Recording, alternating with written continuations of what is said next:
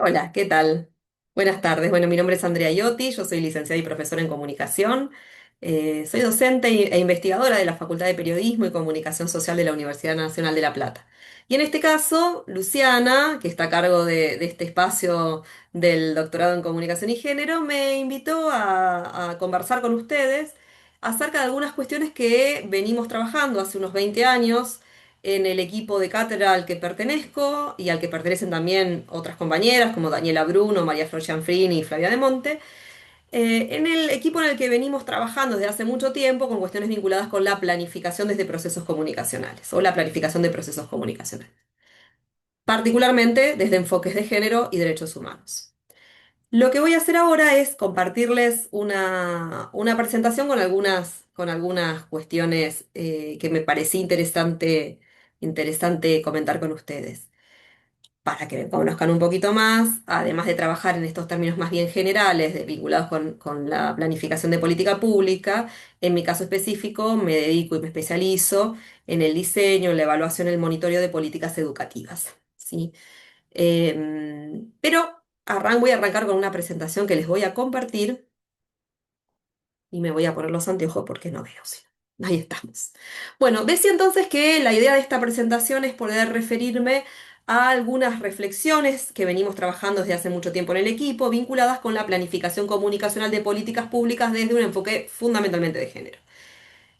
A lo largo de la presentación voy a como abordar tres grandes dimensiones. Por un lado, me voy a referir a los rasgos centrales, a las tradiciones fundantes de distintos enfoques de planificación que podemos encontrar en América Latina, en la práctica de la política pública en América Latina.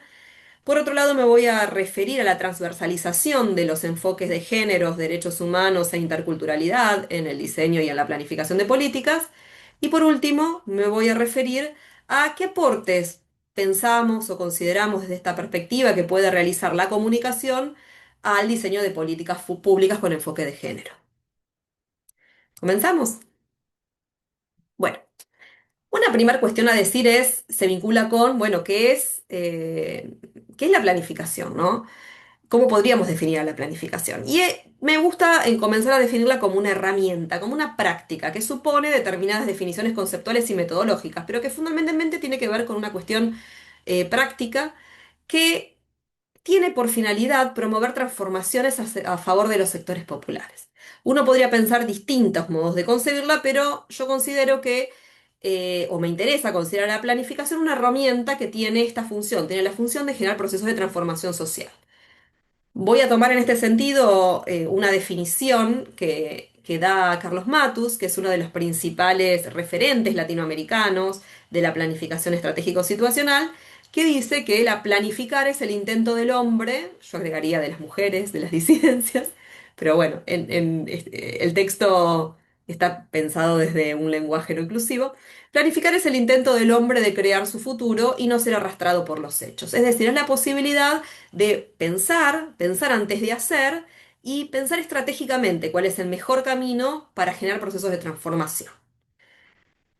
La historia de la planificación en Latinoamérica ya lleva más de 70 años. Es una práctica, una herramienta que se fue instalando sobre todo en las décadas del 50 y del 60 por varias razones. No me voy a detener específicamente en una contextualización histórica, pero una de las cuestiones centrales tiene que ver con la Alianza para el Progreso, que implicó para América Latina la obligación de desarrollar, por un lado, o de fundar, de crear oficinas centrales de planificación en los ministerios, fundamentalmente el Ministerio de Economía, eh, a raíz de la exigencia que tenía Estados Unidos de generar instancias de planificación para poder obtener créditos blandos que ofrecía en este caso el programa de la Alianza para el Progreso. Esa fue como la principal matriz de la que provienen los procesos de planificación en América Latina. El enfoque que en ese momento histórico se fue trabajando en nuestros países se vinculaba con lo que se llamó planificación tradicional o normativa, o algunos autores, como Carlos de Matos, denominan ortodoxia latinoamericana de la planificación. Vamos a ver ahora cuáles son las características que tiene este enfoque, que si bien uno podría decir sucedió o se vino produciendo hace varias décadas, uno puede encontrar en la actualidad tendencias, resabios, prácticas que aún tienen esta dinámica de la planificación normativa. Una primer cuestión importante tiene que ver con pensar que la planificación, desde esta perspectiva, tiene un enfoque positivista o responde a un enfoque positivista de la realidad. Es decir, piensa que la realidad es estática, es objetiva, es neutral, que podemos describirla científicamente fundamentalmente desde variables económicas y que de ninguna manera vamos a tener en cuenta las percepciones de los actores sociales, las actrices que participan de los procesos sociales, comunitarios. Y en ese sentido, esta perspectiva positivista supone pensar que quienes planifican no están vinculados con la realidad que están planificando, con los proyectos que están planificando, sino que son científicos neutrales, objetivos, que no están involucrados en la dinámica de lo social. Una segunda característica se vincula con pensar que estas variables económicas que buscan explicar la realidad pueden predecirse. Es decir, que los planificadores podemos controlar los procesos sociales a partir de predecir qué situaciones van a acontecer en el futuro. Todo eso dependiendo de tener un diagnóstico certero. Y ese diagnóstico es posible establecerlo objetivamente. Otra característica que tiene estos procesos o este enfoque de planificación es que consideran que los resultados, lo consideran como con relevancia los resultados finales y no los procesos que se desatan en los procesos de planificación. Es decir, no hay ningún espacio en el que se consideren las coyunturas, los obstáculos, los emergentes, las situaciones no previstas, la posibilidad de que haya emergentes no previstos. Por eso decía que se considera que los sucesos pueden predecirse si uno identifica con claridad las variables económicas. Hay otra característica muy conocida de la perspectiva normativa que es el carácter instrumental que tiene. Y cuando hablamos de carácter instrumental estamos hablando de un carácter fuertemente técnico que se condensa o se sustenta en lo que estos planificadores denominaban el plan libro. El plan libro era un documento muy vasto, en el que se detallaban y se desarrollaban el diagnóstico respecto de la situación fundamentalmente y el desarrollo de las variables económicas de un país y se planteaban las estrategias o los caminos, los proyectos que había que desarrollar para generar los resultados que se esperaban. Ese plan libro, como respondía a un enfoque positivista, estaba considerado como un compendio de análisis objetivos, ¿sí? Que como decía hoy, no incluían las percepciones de los actores.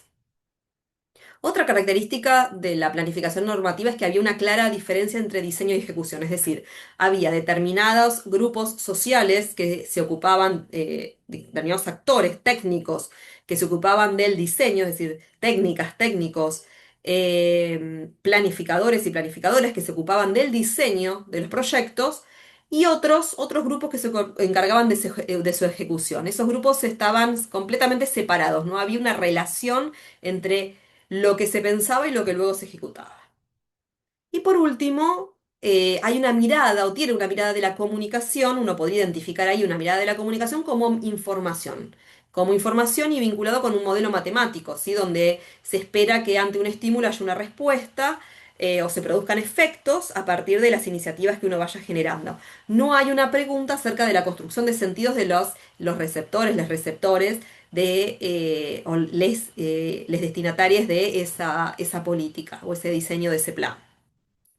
Hasta ahí las características del modelo normativo. Yo hoy decía, bueno, uno puede pensar que formó parte del pasado y sin embargo eh, sigue existiendo como práctica. El mejor ejemplo y el más claro siempre son los presupuestos nacionales de cada país. A fin de año, en general en los países, el Congreso vota el presupuesto para el año siguiente y eso es planificación normativa. Se supone que va a haber tanto de inflación, se supone que se hacen cálculos, se supone que eh, vamos a necesitar tantas importaciones, se supone que vamos a gastar tanto en cada área por tales razones y normativamente se detalla y se presupuesta. Sabemos que eso nunca se cumple luego, ¿no?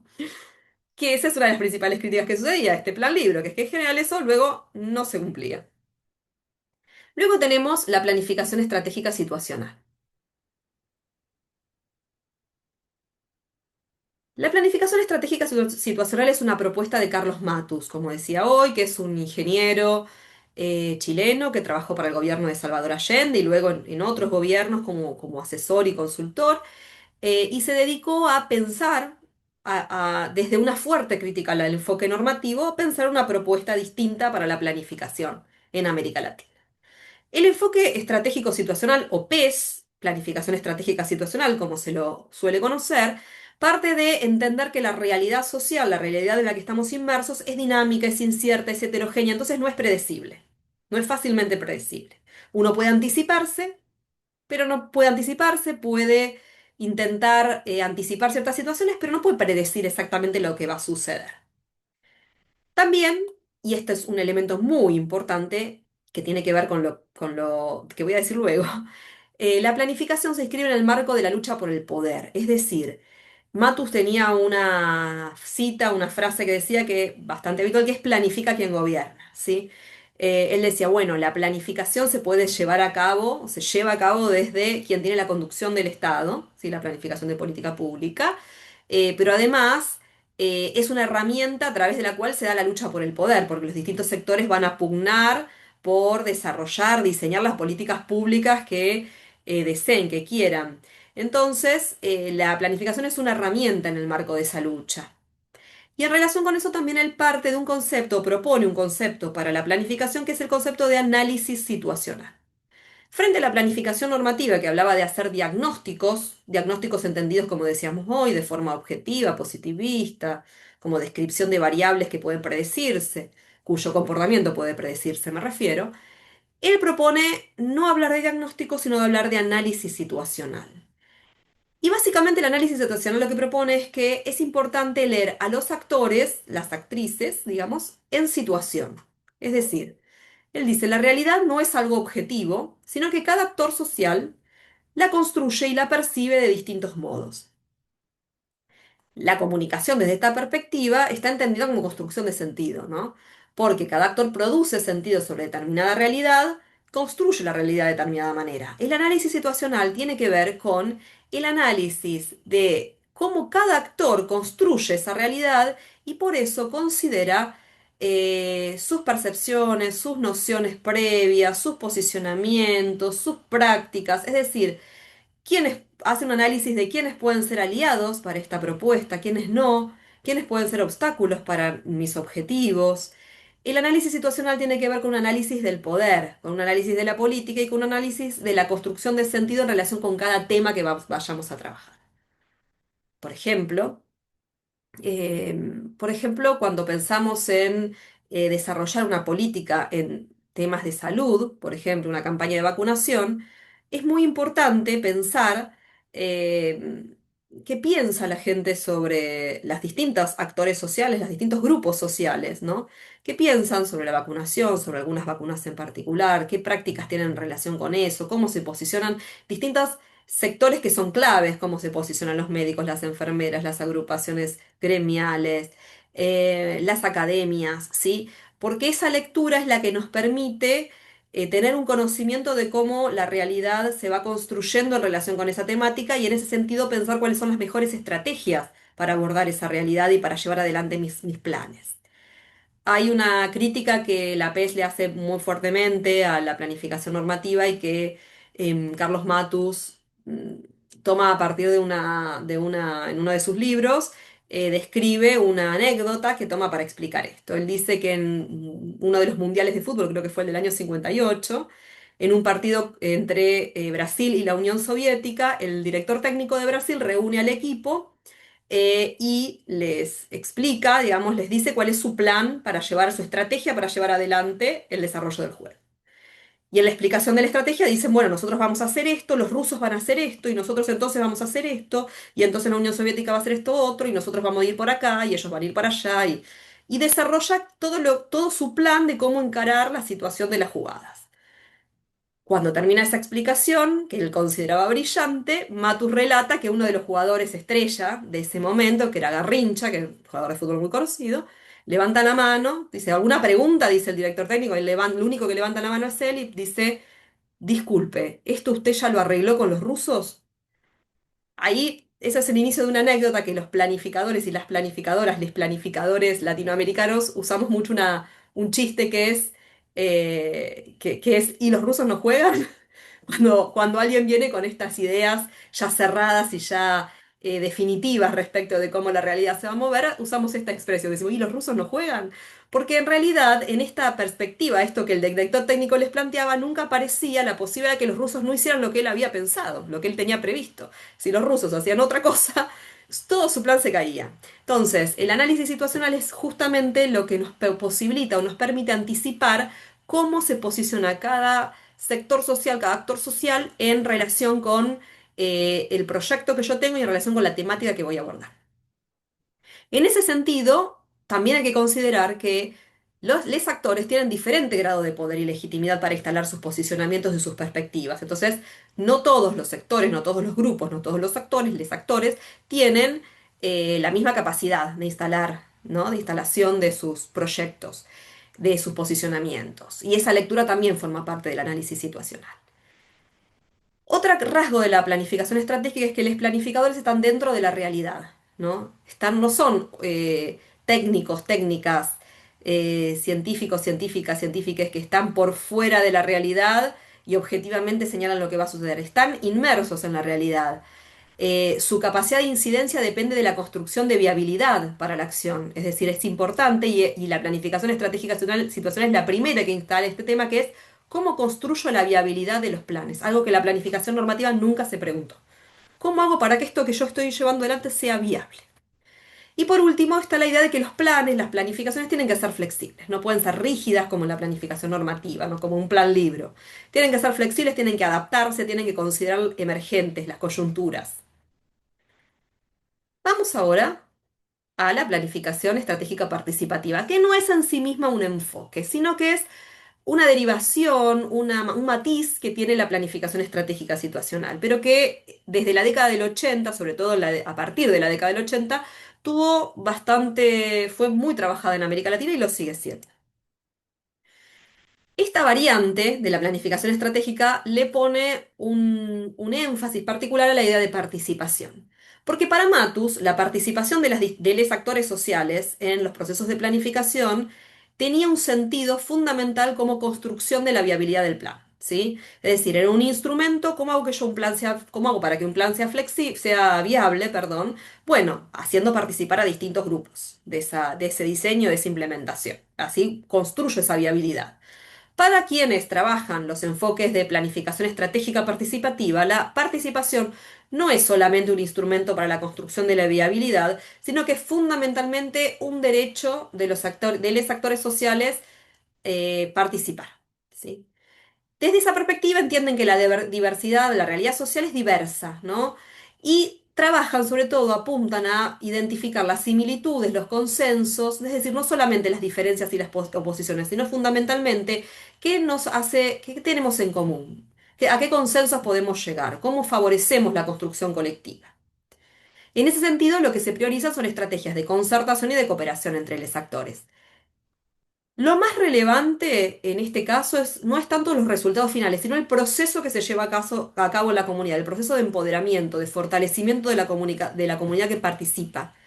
Y hay una mirada de la comunicación entendida como construcción de sentido, pero también entendida desde la idea de comunicación democrática, ¿no? Que sea horizontal, que todos podamos generar procesos comunicacionales en el marco del diseño de ese plan. Otro de los enfoques que nos vamos a encontrar es el estratégico corporativo. Ya veremos que el estratégico participativo y el estratégico corporativo son como variantes que surgen de la planificación estratégica situacional. El enfoque estratégico corporativo es aquel que está pensado específicamente para las empresas o que han adaptado las empresas. Desde la lógica corporativa, desde el marketing, se han adoptado algunas herramientas de la planificación estratégica situacional al mundo corporativo. Una primera cuestión es que surgen de un enfoque sistémico, es decir, una idea vinculada con la teoría de los sistemas que plantea que el entorno constituye la organización y a su vez la organización genera el entorno. Por ende, las organizaciones tienen que satisfacer necesidades del entorno porque si no desaparecen.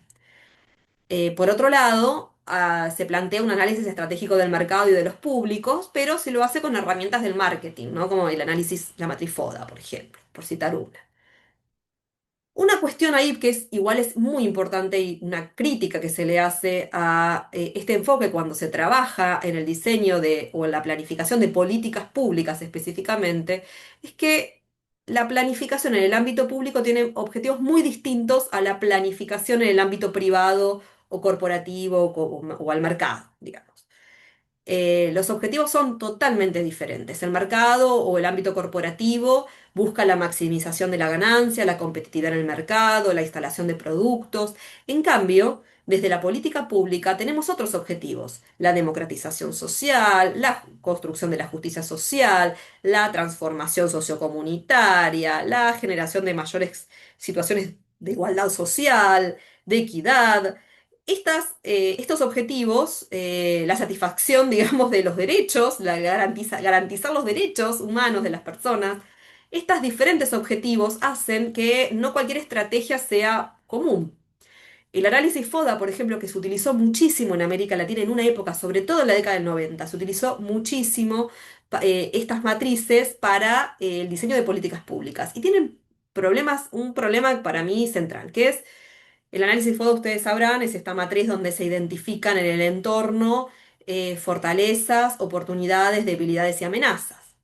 Con las fortalezas y las debilidades, no, uno podría decir que no hay mayor problema. Digo, uno podría pensar en términos de qué problemas tiene una organización para frente a un determinado tema, qué problemas encuentra, digamos, y qué potencialidades, qué fortalezas.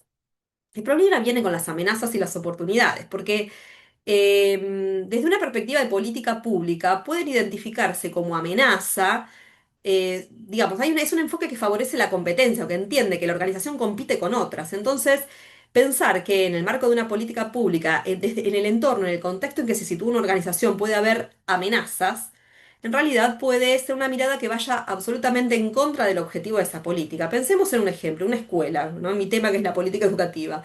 Una escuela que busca instalarse en una comunidad, digamos, una escuela estatal.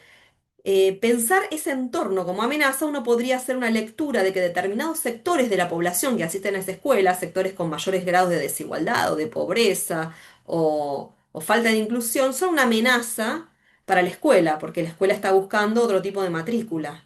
O puede pensar que tiene que competir con otras escuelas para ver con quién se queda con la matrícula, ¿no? Con las estudiantes, con las estudiantes. Entonces, este tipo de herramientas proponen una mirada del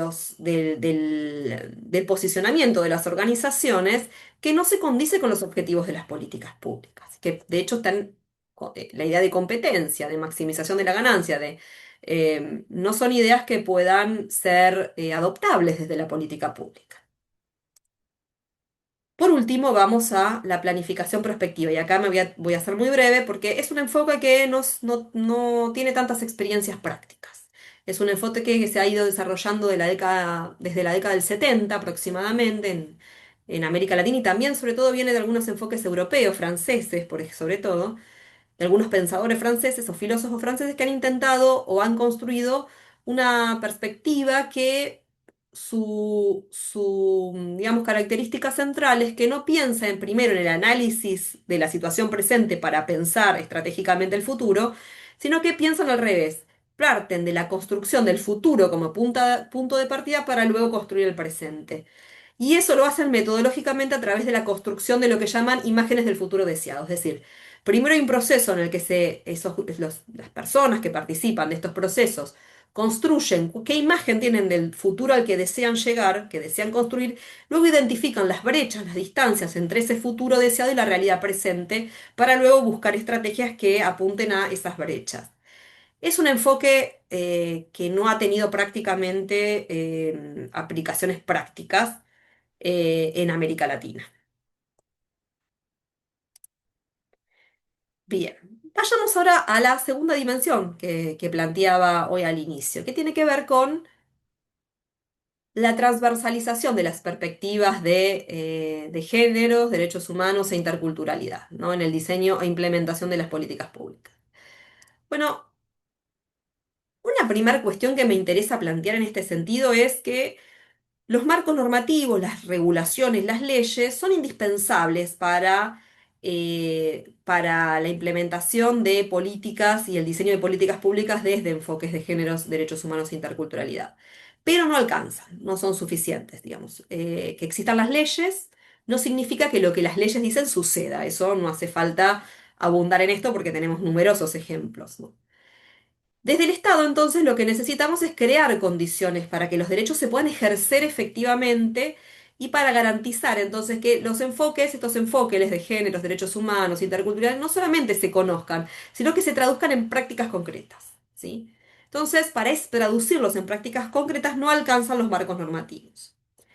Hay dos investigadoras que son Bárbara Sarroca y Daniela Bruno, tienen en una publicación que hicieron en 2015, dicen algo así como que una planificación basada en derechos siempre contempla al Estado como principal garante, protector y promotor de los derechos humanos, ¿sí? Entonces, desde esta perspectiva nos posicionamos.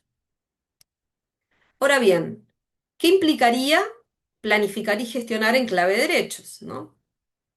Por un lado, me gustaría primero hacer algún desarrollo de cuáles son estos tres enfoques o qué supondrían pensar estos tres enfoques, ¿no? Arranquemos con el enfoque de derechos humanos. Bueno, no voy a entrar en esto porque es algo muy conocido, pero cuando estamos pensando en derechos humanos, estamos pensando en derechos que son inherentes a toda persona por solo el hecho de ser persona y los caracterizamos o planteamos que los rasgos que los caracterizan es que son universales, inalienables, indivisibles e interdependientes. No voy a ahondar en esto porque es algo muy conocido, entiendo que todos y todas la conocen. Pero sí me gustaría proponerles, y para esto estoy recuperando el capítulo de un libro sobre planificación comunicacional que escribimos con el equipo que mencioné hoy al inicio y que entiendo que forma parte de la bibliografía de este espacio educativo que están atravesando con Luciana, que está coordinando Luciana. Eh, hay algunos autores que plantean entonces que los derechos humanos o en el atravesamiento, en el trasvasamiento, digamos, de pensar las políticas públicas desde un enfoque de derechos humanos, es importante identificar tres planos. Un primer plano que tiene que ver con lo que dijimos hoy, los marcos regulatorios internacionales, ¿no? Que, aquellos que los países suscriben y que los obligan a poner en práctica los derechos humanos. Los marcos regulatorios nacionales y las políticas públicas que los concretan, como dijimos hoy. Y por último, último pero no último, ahora lo vamos a ver, las acciones de incidencia de los movimientos sociales que a través de luchas organizadas logran conquistas históricas. Es decir, siempre partimos de pensar que los derechos son contingentes, es decir, que podemos que lo que hoy se reconocen como derechos no siempre fueron así, son fruto de conquistas históricas que han desarrollado los movimientos de derechos humanos, los movimientos sociales, y que con el tiempo van logrando marcos regulatorios internacionales, nacionales y políticas que los vayan concretando. Un ejemplo puede ser, un ejemplo puede ser lo que supuso la ley de interrupción voluntaria del embarazo en Argentina. Que fue una ley que se aprobó recientemente, en los últimos años, y que implicó un movimiento, que implicó una lucha y una búsqueda del movimiento feminista en Argentina en particular, que fue muy fuerte.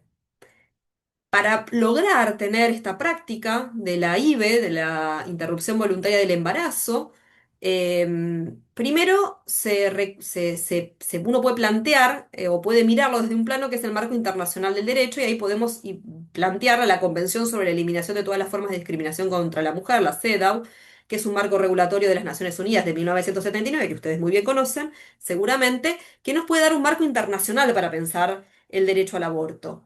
Pero luego tenemos marcos nacionales como la Ley 26.485 de Protección Integral para Prevenir, Sancionar y Erradicar la Violencia contra las Mujeres, que es del 2009, y la Ley 27.610 de IVE, de Interrupción Voluntaria del Embarazo, que es del 2020. Eso supuso, además, esta última ley supuso generar además prácticas concretas en el marco de la salud pública y políticas públicas específicas para poder garantizar este derecho a todas las mujeres y cuerpos gestantes. Eso no surgió en el vacío. Hubo un movimiento social, básicamente el movimiento LGTBIQ, y sobre todo en nuestro país, en Argentina, la campaña nacional por el derecho al aborto legal, seguro y gratuito, que desde hace décadas trabajaban por concretar en una política pública esta práctica, y que recién luego de décadas de trabajo lo logran en el año 2020. Lo logran en un contexto también, en estos últimos años, digamos, de cuestionamiento a estas prácticas y donde hay que considerar que ningún derecho, como decía hoy, está asegurado, está garantizado, sino que estas normativas y estas políticas públicas requieren financiamiento, requieren todo el tiempo ser actualizadas y sostenidas porque siempre hay retrocesos en la mayor, digamos, en el cumplimiento de nuestros derechos. En ese sentido, pensando en que los derechos son contingentes, es central, es muy importante trabajar en la instalación de sentidos que promuevan la igualdad, la equidad, la justicia social para todas las personas. Es decir, pensar la transversalización del enfoque de derechos supone también pensar en qué sentidos instalamos en relación con estas prácticas. ¿Qué sabemos del aborto? ¿Qué entienden los distintos sectores sociales por esta problemática? ¿Qué posicionamiento tienen? ¿Y cómo podemos ir construyendo e instalando sentidos que permitan la continuidad de este tipo de estrategias y de estas iniciativas que concretan y que generan una situación de mayor justicia social, y que garantizan derechos para las mujeres y los cuerpos gestantes, o con posibilidad de gestar, mejor dicho. Veamos ahora qué significa o cómo podemos pensar la transversalización de la perspectiva de géneros. Bueno, hay varias cuestiones que las voy a pasar rápidamente porque entiendo que ustedes son especialistas en estos temas, pero el enfoque de género entonces podríamos plantear o podríamos comenzar por decir que da cuenta o describe la presencia de una estructura de poder asimétrica, ¿no? Donde se le asignan valores, se le asignan prácticas, sentidos, posiciones diferenciales a cada uno de los sexos y se estructura un sistema de relaciones de poder que tiene que ver con esa lógica, ¿no? Ese sistema supone o está basado, está sustentado en una matriz cultural, social, económica, también política, que atraviesa todas las esferas de las relaciones sociales y que le da sustento a las relaciones sociales. Eso es el patriarcado, básicamente. Y ese sistema patriarcal se basa, como ustedes saben, en dos instituciones: la heterosexualidad obligatoria, que conlleva esta idea de heteronormatividad, y por otro lado el contrato sexual, ¿no? Esta idea de que los hombres, los varones, pueden poseer a través de un contrato tácito los cuerpos de las mujeres que son de su propiedad. Y que eso es la base, digamos, de pensar ese sistema. Desde esa perspectiva, uno podríamos plantear, digamos, que... ay, me perdí, perdón, quería hacer clic acá y no pude. Desde esa perspectiva, entonces, ¿qué significaría pensar en la transversalización del enfoque de géneros cuando pensamos en el diseño de una política pública? Bueno, primero que es muy importante en el momento de pensar en el diseño de una política pública o analizar una política pública, poder dar cuenta de las desigualdades de poder que existen entre varones, mujeres, disidencias como consecuencia del sistema patriarcal. Es decir, es muy importante mirar desde esta mirada, valga la redundancia, en quiénes son los les destinatarios de nuestras políticas públicas y poder dar cuenta entonces de esas desigualdades de poder que existen entre esos grupos, para pensar con qué estrategia abordamos esas desigualdades para intentar eliminarlas, para intentar reducirlas. Por otro lado, problematizar la condición natural de la sexualidad, realizar una crítica a los dualismos, a los binarismos, elaborar acciones estratégicas para erradicar la opresión de género, tener en cuenta la diversidad de géneros en las políticas, es decir, ante una iniciativa vinculada con una política pública, pensar en los destinatarios y pensar si ese es en las la diversidad de géneros que suponen esos destinatarios y en cómo les afectan estas políticas a cada una de ellas, de ellas, de ellas. Eso por un lado. Por otro lado, también pensar que cuando pensamos en el enfoque de género, no estamos pensando en desarrollar proyectos destinados o dirigidos a mujeres o disidencias, sino en cualquier tipo de destinatarios. ¿sí? El enfoque de género no es algo, no tiene que ver con la destinataria de la iniciativa de política pública. Aún estando dirigida a varones cis, es muy importante pensar desde un enfoque de género esas prácticas que se están proponiendo problematizar o transformar.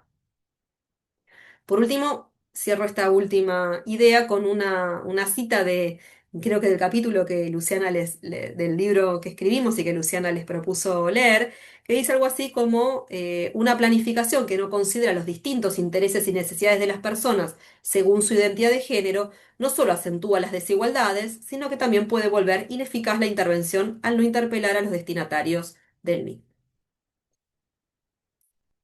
Vamos por último al enfoque de interculturalidad. Cuando pensamos en el enfoque de intercultural estamos pensando, o me gusta recuperar para esto la idea o el concepto de colonialidad del poder, que es un concepto de Aníbal Quijano. Aníbal Quijano plantea o dice que este concepto tiene que ver con entender cómo se construye el poder mundial. Y él dice, bueno, el poder mundial se constituye a partir de la relación entre tres cuestiones, o tres aspectos. Uno es la raza, el capitalismo y el eurocentrismo.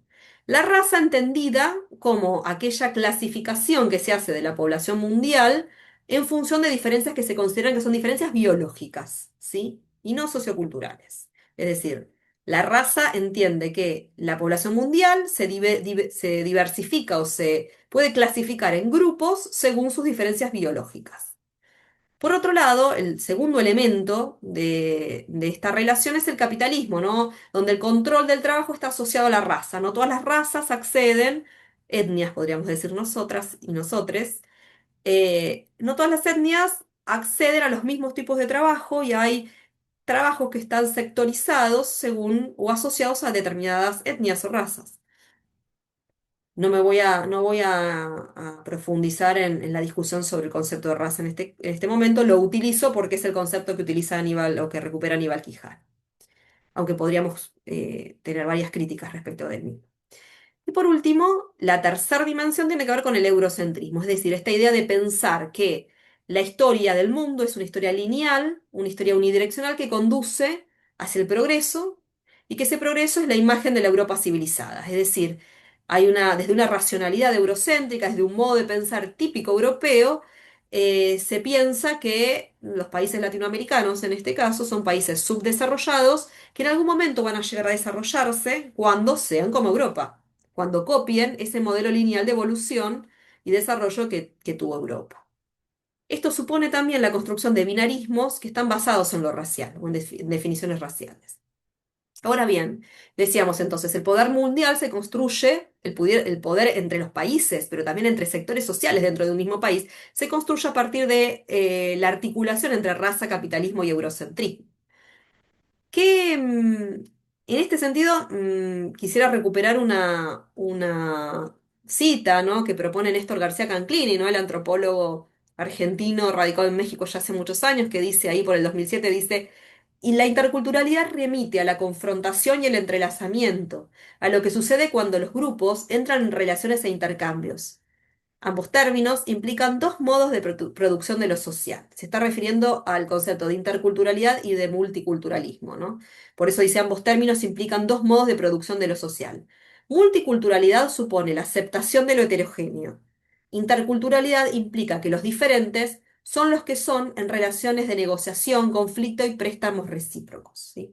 Por eso, desde esta perspectiva, recuperamos este concepto de interculturalidad frente al de multiculturalidad, porque entendemos que eh, no se trata de aceptar al que es distinto, tolerar, dirían algunos, ¿no? Tolerar al que es distinto, sino que se trata de negociar, de saber que son relaciones conflictivas, pero que podemos intercambiar recíprocamente aspectos que son positivos en esa relación entre culturas.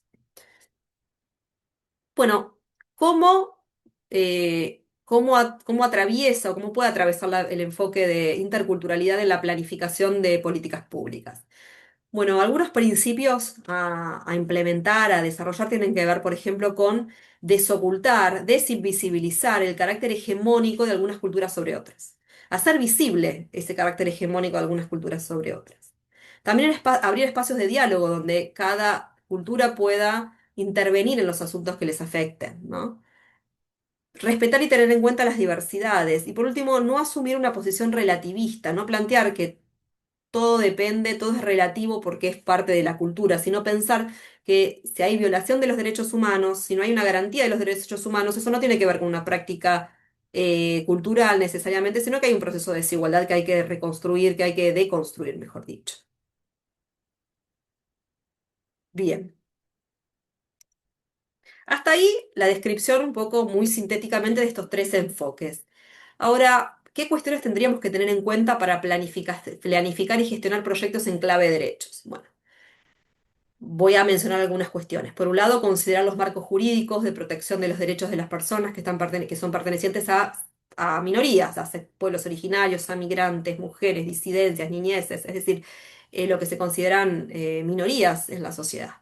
Evitar el predominio de una cultura, de un sexo, de un grupo social sobre todo cuando construimos proyectos, poder incorporar las miradas que son también de las minorías en la construcción de esos proyectos. Generar espacios de participación reales de los interlocutores de las políticas públicas. Fortalecer la autonomía y las capacidades analíticas de los interlocutores, es decir, generar procesos de planificación y gestión que permitan que los interlocutores, que quienes participan de esa política pública, puedan ganar en autonomía y en reflexión digamos, reflexión sobre esas temáticas y sobre su situación en esas temáticas. También fomentar la capacidad colectiva, asociativa, vincular. Y por último, cuestionar estereotipos y normas sociales que reproduzcan la desigualdad. Cuestiones que muchas veces en la política pública podemos identificar con mucha claridad. Miradas prejuiciosas sobre les destinatarios de la política, miradas estereotipadas sobre les destinatarios. Y construir política pública desde esas miradas siempre reproducen las desigualdades.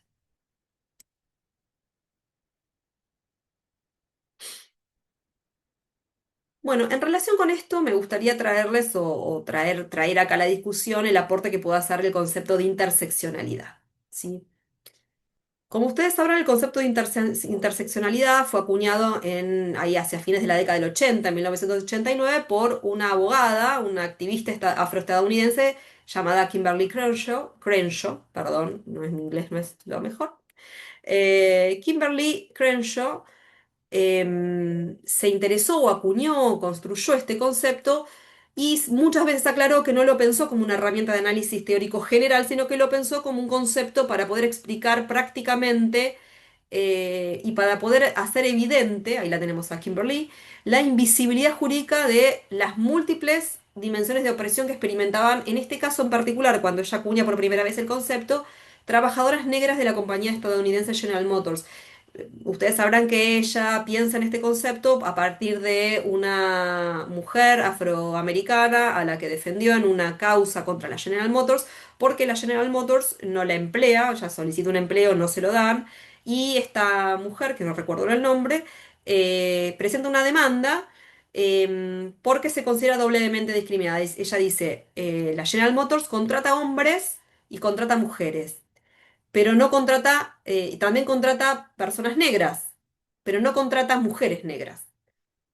En general, hay hombres negros que contrata, que son, o afroamericanos, que trabajan en sectores de mantenimiento, y mujeres blancas que trabajan como secretarias, donde son la cara visible de la empresa. Pero no hay trabajadoras negras mujeres.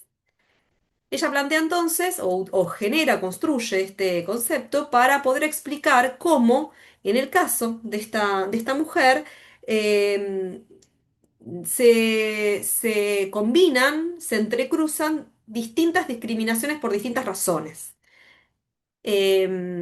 Una especialista en estos temas, que es Mara Viveros Vigoya, define al concepto de interseccionalidad como una perspectiva teórica y metodológica que busca dar cuenta de la percepción cruzada o imbricada de las relaciones de poder. ¿Sí? Cómo se van cruzando las relaciones de poder en relación con distintas dimensiones. En ese sentido, Kimberly utiliza una metáfora que es la de la autopista, ¿no? Ella dice, bueno, imaginemos que hay una autopista y hay muchas vías en esa autopista. Una es el género, otra es la etnia, otra es la religión, otra es la nacionalidad, y en algún momento se entrecruzan. Entonces, en ese lugar donde se entrecruzan hay múltiples opresiones y múltiples situaciones de discriminación. También uno podría plantear que desde el concepto de interseccionalidad, el aporte que hace es pensar que además del género hay otros factores de desigualdad que son muy importantes para identificar distintos contextos de subordinación y de privilegio, ¿no? Y ver dónde están localizados en experiencias concretas. Em, ¿A qué nos referimos con distintos factores? Bueno, el concepto de interseccionalidad lo que plantea es que es importante o que la desigualdad es posible comprenderla como resultado de una compleja superposición de capas geológicas o de, como decíamos hoy, de calles, de autopistas que se cruzan, de factores sociales diversos. La etnia, la edad, la discapacidad, la religión, la clase social o el estatus socioeconómico, la identidad sexual, la orientación sexual, etcétera, etcétera. Una cuestión muy importante de este concepto es que es importante, en el análisis interseccional es importante considerar el contexto y cada contexto particular. Es decir, el análisis siempre tiene que ser situacional. ¿Por qué? Porque desde esta perspectiva hay muchas formas de opresión y de privilegio, ¿no? Y esas distintas formas de opresión y privilegio están sostenidas por ideologías que esencializan las diferencias, ¿no? Para legitimar esas desigualdades. Y esas diversas categorías son mutuamente constitutivas, implican reclamos diferenciados. Ahora bien, es muy importante pensar en que ese análisis es situacional porque no se da de manera general para cualquier persona. Lo que para una persona se construye en múltiples opresiones desde determinados aspectos, desde determinados factores, lo que para una persona puede ser la etnia, la migración, el carácter de migrante, la nacionalidad, etcétera, para otra esa misma situación puede ser distinta. Entonces ahí desde esta perspectiva se recupera la idea de experiencia, ¿no? Cómo se vivencian, cómo se experimentan estas distintas desigualdades. Y es muy importante entonces considerar los casos particulares. Hay una investigación bastante conocida que se hizo en Estados Unidos en relación desde este enfoque que encontraba que incluso mujeres blancas en determinados contextos podían tener o ser consideradas socialmente de forma negativa, o sea, tenían consideraciones sociales negativas por parte de la comunidad a la que pertenecían, aún siendo blancas y de clase media, porque tenían, por ejemplo, en un caso estaba casada con un hombre afroamericano. Entonces, el carácter de étnico de su pareja la ponía ella en una situación de desigualdad frente a otras mujeres, aún siendo esta persona blanca, de clase media, universitaria, profesional, etcétera. Bueno, ¿cómo practicar la interseccionalidad en la política pública? Esto no es una receta, pero sí algunos criterios, algunos rasgos para tener en cuenta.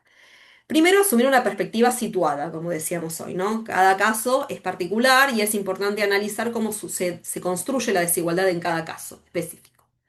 Por otro lado, implementar un enfoque de abajo hacia arriba, ¿no? En el análisis, es decir, un enfoque que considere las situaciones de la base comunitaria, pero sobre todo que permita construir información desagregada por género, etnia, clase social, nacionalidad, etcétera. Es decir, cuando pensamos en el análisis situacional, en la construcción de informes, diagnósticos en relación con una problemática que buscamos abordar en la planificación posterior, es importante contar con información desagregada en estos niveles, porque es lo que nos va a permitir identificar o caracterizar correctamente la problemática. Es lo mismo determinada problemática para mujeres, para hombres heterosexuales cis, para disidencias, para personas que están transicionando de género. Digo, es lo mismo una problemática X. Solo podemos saber si tiene esa problemática, tiene distintos efectos, si podemos tener información discriminada por género, por ejemplo o por orientación sexual, o por identidad de género, digo. Lo mismo pasa con otros rasgos de la de interseccionalidad, como la etnia, la clase social, la nacionalidad, bueno, la religión, depende de los países, puede tener mucha influencia algunas de estos aspectos. Por otro lado, al establecer las prioridades de los proyectos, hay que destinar recursos y estrategias específicas para los más desfavorecidos. Es decir, es muy importante que, como todo, cumplimiento y garantización de derechos supone una asignación de recursos. Entonces, pensar estrategias específicas para esos grupos más desfavorecidos y pensar asignaciones de recursos específicas para ellos. Por otro lado, explorar las consecuencias no buscadas que puedan tener las soluciones de política pública que hemos propuesto. Es decir, no pensar en qué consecuencias puede tener para distintos grupos sociales, con distintas vivencias, desde esta perspectiva interseccional, las soluciones que estamos proponiendo. Vamos por último a, bueno, a la pregunta sobre, ¿y la comunicación? ¿Sí? Estamos en un doctorado de comunicación y género, entonces, ¿qué aportes puede hacer la comunicación al diseño de políticas públicas con enfoque de género? Bueno, yo les voy a proponer como cuatro grandes cuestiones. Puede haber un millón más, pero se me ocurre como destacar estas cuatro. La primera es una máxima que eh, plantea siempre una comunicadora argentina de la Universidad Nacional de Rosario que se llama Sandra Mazzoni, que es especialista en planificación en comunicación estratégica. Y ella plantea que es muy importante que los comunicadores podamos salir del final de la cadena de montaje. ¿A qué se refiere con esto? O sea, se refiere que es muy importante pensar a la comunicación como una dimensión de análisis y de intervención que atraviesa toda la política pública. Lo que Sandra dice es, bueno, en general, la gestión de la comunicación en el sector público, si en el diseño o en la implementación de políticas públicas, fue algo que, fue un aspecto que fue considerado históricamente como un área de apoyo a las instancias de decisión. Es decir, estaban los decisores, les decisores, quienes definían, les polítiques, digamos, les funcionarios que definían cuál es el camino que tenemos que desarrollar, para dónde va a ir la política pública. Y luego, los comunicadores que lo que hacían era, al final de todo, bueno, ¿cómo hago para comunicar esta política pública? ¿Cómo la hago linda, ¿no? ¿Cómo la hago movilizante? ¿Cómo hago que la gente se entere? Y venía al final eso, bueno, ahora haceme el mensaje, ¿no? Haceme el posteo, haceme la gacetilla, haceme el tríptico, lo que fuera, el producto de comunicación para visibilizar esto. Lo que Sandra Mazzoni plantea es que la política pública es un objeto que siempre está atravesado o cuenta constitutivamente con dimensiones comunicacionales, siempre están presentes dimensiones comunicacionales en el diseño de una política pública. Entonces, y acá tomo una frase de Washington Uranga, un comunicador uruguayo argentino, digamos, que dice, nuestro principal debate tiene que ser salir del final de la línea de montaje. Nosotros no podemos estar siempre al final del montaje, somos parte integral de los procesos. Estamos al comienzo, en la mitad y al final. Con esto, lo que Washington, Uranga y Sandra Mazzoni quieren plantear es esta idea de que las dimensiones comunicacionales de una política pública están presentes a lo largo de todo el proceso de diseño, implementación y evaluación de una política. Entonces, en el momento en que se toman las definiciones, sería importante contar con una mirada comunicacional, que ahora podemos pensar en qué consistiría, pero tener una mirada de los sentidos que se construyen con esa política, de los objetivos que se buscan, para pensar una estrategia de comunicación pública de esa política que no sea solo un aditamento que venga al final, sino que pueda dar cuenta de todo ese proceso. Por otro lado, otro aspecto u otro aporte que la comunicación hace al diseño de políticas públicas tiene que ver con esta misma idea de comunicación como producción de sentido. Nosotras siempre decimos que la comunicación es producción social de sentido.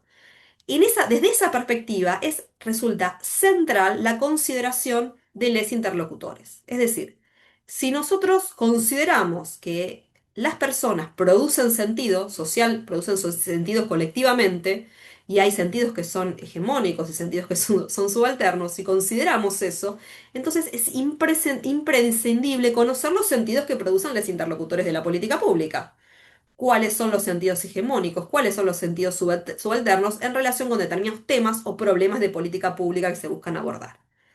También conocer las prácticas socioculturales que llevan a cabo y los consumos culturales con los que se identifican. Todas estas, la caracterización y el conocimiento de todas estas dimensiones de la construcción social del sentido, nos van a permitir desarrollar o pensar mejores estrategias comunicacionales. Por otro lado, también los mitos, las prenociones, los estereotipos que circulan en relación con un tema de intervención, ¿no? Hoy daba el ejemplo de la ley de derecho a la interrupción voluntaria del embarazo, al aborto. Bueno, ¿qué mitos circulan sobre el aborto? ¿Cuáles son las prenociones? ¿Cuáles son los estereotipos? ¿Qué piensa la gente? ¿Qué prácticas desarrollan? Conocer eso es central para pensar en una estrategia de abordaje de esa problemática. Aún existiendo la ley, ¿sí? Pensar qué problemáticas, aún existiendo la ley, siguen existiendo para garantizar este derecho. Y por último, conocer los espacios territoriales y digitales de encuentro, de circulación, de concentración de las personas que están involucradas en esta política. Porque el conocimiento de esos espacios es lo que, de esos territorios, es lo que me va a permitir, nos va a permitir a nosotras y nosotres, nos va a permitir pensar en qué estrategias de comunicación y qué canales vamos a adoptar. En ese sentido, un aspecto central para el diseño de una política pública y un aporte que también hace la comunicación es la construcción de los mapas de actores. Y acá retomamos de nuevo a Carlos Matus y su teoría del juego social. Hoy les daba el ejemplo de Garrincha y la selección brasileña. Bueno, Matus dice en uno de sus libros, dice esto, dice, cada actor ve la realidad con sus propios anteojos. Comprende la realidad con distinto vocabulario, distintas teorías, distinta proporción entre juicio analítico y juicio intuitivo, distintas informaciones, distintos valores, distinta sensibilidad, distinta acumulación de tradiciones y distinta capacidad de lectura del mundo que nos rodea. Entonces, si cada actor, cada actriz, cada sector social, cada grupo, cada organización tiene y ve la realidad con sus propios anteojos, es imprescindible conocer qué es lo que están viendo de la realidad para poder abordar estratégicamente eso que están viendo. Por eso es tan central construir mapas de actores que nos permitan analizar los posicionamientos de distintos actores que estén involucrados en en la problemática abordada. Em, creo que parte de la bibliografía de este espacio de seminario que están atravesando incluye un capítulo de un libro que hemos escrito con algunos compañeros y compañeras sobre mapeo de actores. Hay distintos tipos de mapeos de actores, no voy a entrar ahora en el detalle más conceptual de cada uno de ellos. Hay algunos que se denominan cartografías sociales o territoriales, que son mapas físicos, digamos, donde se van marcando determinadas problemáticas que se suceden en el territorio, distintas prácticas de las poblaciones, de las personas vinculadas con esas problemáticas. También hay mapas de actores que intentan dar cuenta de las relaciones que se establecen entre actores, qué actores existen en relación a una comunidad y qué posicionamientos tienen frente a un determinado tema. Por un lado, o sea, mapas temáticos que tienen que ver con los posicionamientos que los distintos actores tienen en relación con un tema, que era lo que mencionábamos hoy, o de relaciones. ¿Qué relaciones tienen, por ejemplo, con la organización en la que estamos trabajando, con el espacio de la política pública en el que estamos trabajando o estamos interviniendo? Es decir, qué relaciones tienen distintos actores. Son relaciones de cooperación, de confrontación, son relaciones donde no hay relación en realidad. Eso nos permite también ver con quiénes me puedo apoyar, con quiénes me puedo aliar, quiénes van a ser obstáculos para mi proyecto y que tengo que considerar. Por último, las narrativas. Y es como algo estructural de la comunicación, ¿no? Pensar por un lado, en cómo entendemos nuestro rol como comunicadores. Y voy a tomar dos citas de Omar Rincón, que ustedes muy bien deben conocer. Omar dice por ahí que los comunicadores somos profesionales de la narración, contadores de historias de la sociedad en todos los campos, dijo ahí por un lado. Luego dice en otro momento, dice, bueno, no solo Colombia, sino el mundo entero ha diluido la experiencia de la argumentación y la razón para ganar la vivencia de la narración y la felicidad instantánea. Tal vez, aburridos de razones que no explican y de futuros que nunca llegan, hemos optado por afectos instantáneos y relatos desde los cuales podemos asignar sentido al exceso de significantes vacíos que habitamos. Significar es, entonces, un acto político. La mejor táctica, producir sentido desde la narración. Me quiero quedar con estas dos ideas, esta idea de que los comunicadores podemos aportar a la construcción de una narrativa de gobierno.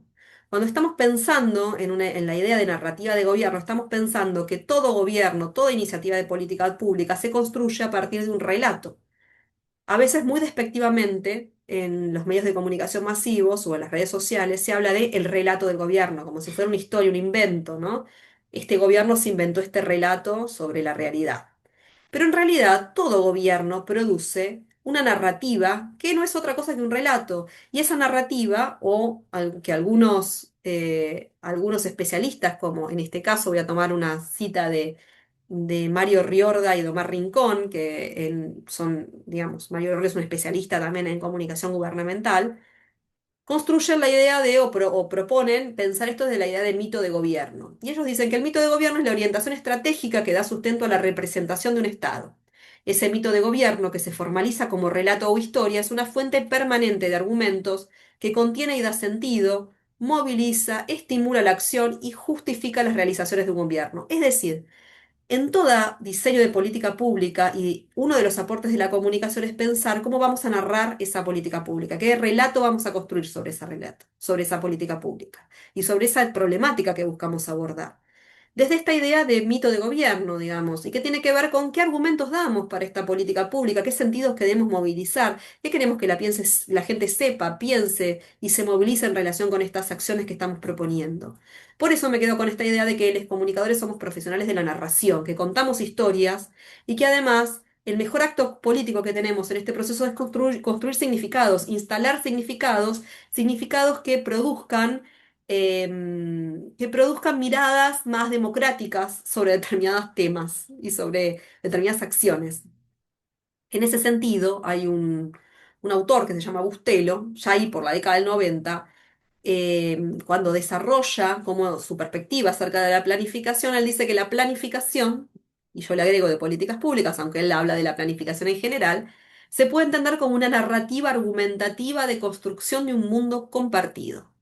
Dice, la planificación implica procesos de argumentación, diálogo y democratización en un mundo pluriactoral y complejo. Es decir, si partimos de estas premisas, la construcción de narrativas en relación con la política pública tiene también que ver con la construcción de argumentos que nos permitan producir un mundo compartido, que nos permitan argumentar, dialogar, democratizar en el marco de un mundo que es muy diverso y de grupos de personas que son muy diversas. Intentar generar consensos a partir de miradas compartidas sobre el mundo nos puede permitir poder elaborar más democráticamente diseños de política pública. Pero para eso es la construcción narrativa, la construcción de relatos, la construcción de sentidos sobre determinadas intervenciones de política pública es central. Entonces, en síntesis, y para acá ya finalizo y no los aburro más, no las aburro más. ¿Qué cuestiones son centrales o qué aportes centrales puede hacer la comunicación al diseño de políticas públicas con enfoque de género? Por un lado, pongo algunas preguntas acá a consideración de ustedes. ¿Qué piensan, qué saben sobre el género nuestros interlocutores? ¿Qué hacen en relación con estas temáticas? Por otro lado, ¿cómo se posicionan diferentes actores con distinto grado de incidencia en relación con estos temas? ¿Quiénes son mis oponentes? ¿Quiénes son mis aliados? Y por último, ¿qué narrativas debemos impulsar, promover, construir en pos de generar procesos de democratización de las políticas públicas, procesos de mayor igualdad y de mayor justicia social en nuestros países latinoamericanos? Una última cosa, en ese sentido, que me gustaría leerles para cerrar, y es pensar que en nuestra América Latina, en nuestra Latinoamérica, se viene sucediendo una avanzada tremenda de narrativas gubernamentales que posicionan al Estado como un simple administrador, mínimamente como un simple administrador, incluso cosas peores. En estos últimos años nosotros tenemos en Argentina un gobierno que se plantea y que explícitamente, un presidente que explícitamente dice que viene a destruir el Estado desde adentro. Así que como mero administrador sería lo mínimo, digamos, de ahí cuestiones mucho peores. Entonces, en ese contexto de avanzada del neoliberalismo y de avanzada de esas narrativas gubernamentales acerca de la destrucción del Estado y del Estado mínimo, pensar el aporte de la comunicación a la planificación de políticas públicas desde un enfoque de derechos y géneros supone también dar batalla por el sentido del Estado. ¿Qué batallas queremos dar? ¿Qué mirada sobre el Estado queremos instalar? Y en ese sentido es un Estado, desde mi perspectiva, que tiene que diseñar políticas públicas que busquen la construcción de la igualdad y la justicia social para todas las personas. Entonces, si somos contadores de historias, ¿qué historias vamos a contar? ¿Cómo vamos a producir sentido sobre las políticas públicas y sobre el Estado? ¿Qué construcciones de sentido sobre el Estado podemos promover para generar mayores procesos de igualdad y de justicia social? Bueno, hasta acá voy a dejar de compartir para despedirme. Hasta acá esto es lo que quería compartir con ustedes. Bueno, espero que sea un momento de posterior de intercambio, sí que tengamos la oportunidad de intercambiar más directamente. Les agradezco por el tiempo que me dedicaron y que me hayan escuchado. Espero que estén bien.